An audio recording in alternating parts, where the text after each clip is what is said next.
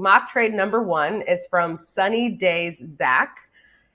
And they say Dylan Cease for Brandon Sproat and Drew Gilbert. What do you think? This one's heavy for me. I think Dylan Cease is obviously not having his best year.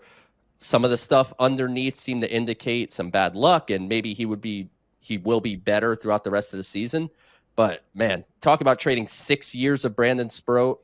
And Drew Gilbert is a guy I might keep an eye on as a potential trade candidate, not for any inside information, but just a little weird when I talked before about how David Stern said he doesn't envision any position players impacting the big league roster. Well, Drew Gilbert has an OPS over 1,000 in the last month. So if he's not going to get an opportunity here, I wonder if that opportunity is more in the trade market. But to me, this is heavy for 2 months or 3 months of Dylan Cease, where ultimately he's a rental, and David Stern's history suggests it's not like they're going to trade for Dylan Cease and then give him a long-term contract to stay. So this one's heavy for me.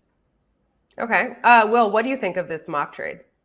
I'm a no on it because of Brandon Sproat. I'm not giving him up for a couple of months of one pitcher. And Dylan Cease so far is not pitching like an ace. I don't really have the reasons for that, but he is not necessarily pitching like a number one. And so you cannot convince me that he's all of a sudden going to morph into that guy in a different organization and say, be a CC Sabathia from way back in the day or anything like that. That's not what would happen here. So I think that you're selling Brandon Sproat a little bit short here as far as his value for you, even as early as next year. And the other side of that, though, is that I'm probably okay with trading Drew Gilbert. I just would not do Brandon Sproat in this particular trade example. Okay. Mock trade number 2, Will, coming to you first. This is from DMR Mets. And they say David Bednar and Caleb Ferguson for Ronnie Mauricio, Drew Gilbert, and Kevin Parada. It's not a bad deal. It's not a bad deal. And I'm hesitating just because I like Ronnie Mauricio too much to be like, yeah, sure. But it's probably not a bad deal. I don't mind giving up Gilbert or Parada here. Bednar has a little bit of club control left too. So that issue that Joe mentioned for next year with Edwin Diaz comes into play a little bit. Caleb Ferguson's a pretty good reliever to add to your mix. And so you're accomplishing a few different things there. So it's not really that bad of a deal. I personally just like Ronnie Mauricio way too much. I feel like out of all those infielders that we spent some time talking about, he has the highest upside. And I view him as a future all-star. So I'm not trading him in this capacity for a couple of relievers when I can probably get a couple of relievers of similar quality for a little bit less in return in what I'm giving up. I agree with you. I'm a huge Mauricio fan. Joe, what do you think?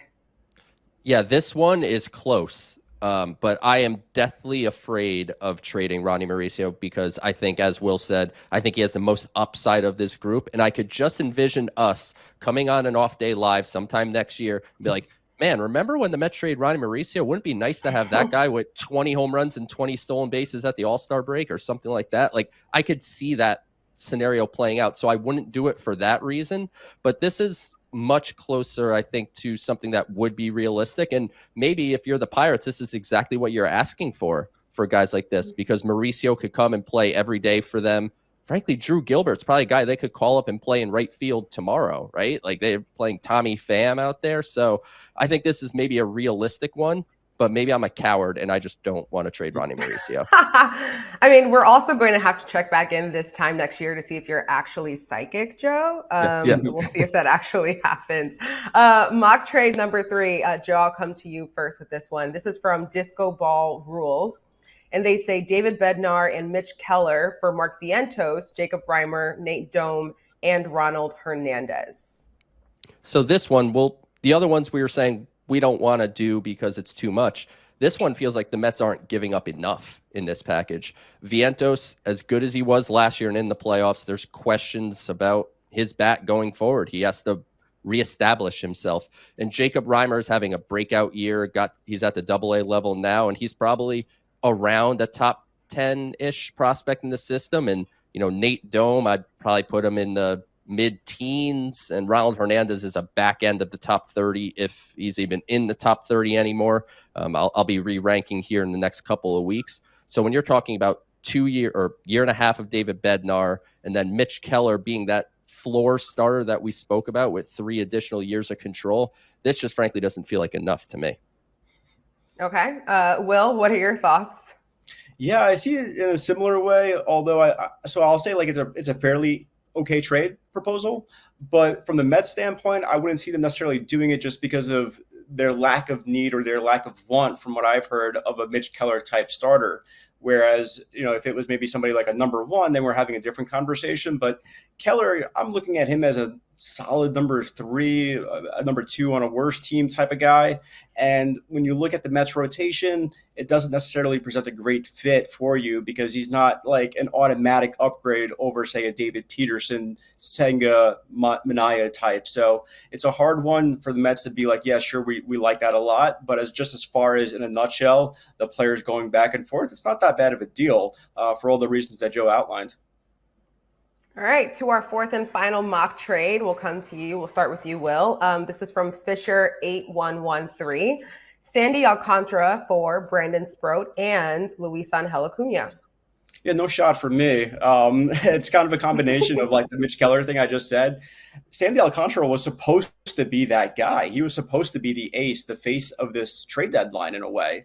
But he was coming off the injury and just has not been able to live up to it. And so, again, you're trading for a guy like this, and you would have to expect him to sort of anchor your pitching staff, and he has not shown the signs to be able to do that and to be that number one guy for you. So I wouldn't give up Brendan Sproat, even if you don't even think he's going to be a future number one. He looks like he's pretty close to the major league level, and he looks like he could be a fairly solid major league starting pitcher. So I wouldn't part with all the years of control for something that you don't really know what you're getting from a health component with Sandy Alcantara this year and even beyond for that matter, not to mention the quality, because this is a guy that's, I think his ERA, even after his best start of the season yesterday, it's in the 5s or the 6s. It's not very good. So it's been a long season so far already. It's already the end of July. And so to ask him to just suddenly turn things around and stay healthy, I think you're just asking a whole lot from a guy. Yeah, I'm actually kind of shocked by this mock trade only because I feel like there have been a lot of mixed feelings from Mets fans as far as acquiring Sandy Alcantara, given the way that he struggled to start the season. Joe, what do you think? I guess, what is your appetite for risk? Because this is the riskiest trade of all of them that were presented, because obviously coming off Tommy John, the performance hasn't been fantastic. The stuff hasn't exactly bounced back quite yet, which is not abnormal, but it feels like, honestly, this to me is probably exactly what Miami would ask for, or something along these lines, to get Alcantara right now. But to me, this is a stay away from this trade. I'm not ready to take that level of risk yet. If Alcantara stays in Miami and has a great second half, and it's just, okay, now he's bounced back to form, then in the wintertime, we can have that conversation, because right now the Mets can't really take a chance, I think, at this level to be like, yeah, we're going to make Alcantara into the ace, the Cy Young guy he was before in the next 2 months. Because if you're making that trade now, you're making it not just thinking like, oh, in 2026, he's going to be better. He needs to be a top rotation guy right now. Yeah, I agree. I have a bonus question for both of you. I'll come to you first, Will. Name one player who you think the Mets will acquire at the deadline.